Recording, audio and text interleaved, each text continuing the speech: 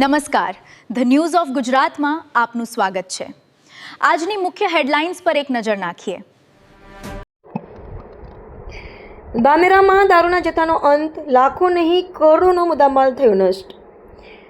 ધાનેરા પોલીસે આજે પ્રોહિબિશન સામે મોટી અને કડક કાર્યવાહી હાથ ધરી હતી। તારીખ 30/6/2026ના રોજ ધાનેરા પોલીસ સ્ટેશન ખાતે કોર્ટના આદેશ મુજબ વિવિધ પ્રોહિબિશન કેસોમાં જપ્ત કરાયેલા દારૂના વિશાળ જથ્થાનો વીછીવાડી ખાતે નાશ કરવામાં આવ્યો હતો।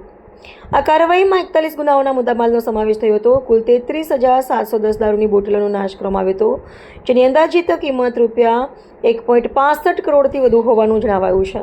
આ સમગ્ર કાર્યવાહી સબ ડિવિઝનલ મેજિસ્ટ્રેટ કે એચ વાઘેલા, ડીવાયએસપી ડોક્ટર જે કામિત, નશાબંધી અધિકારી પીજી ચૌધરી તેમજ ધાનેરા પોલીસ ઇન્સ્પેક્ટર એસડી ચૌધરીની હાજરીમાં પારદર્શક રીતે પૂર્ણ કરવામાં આવી।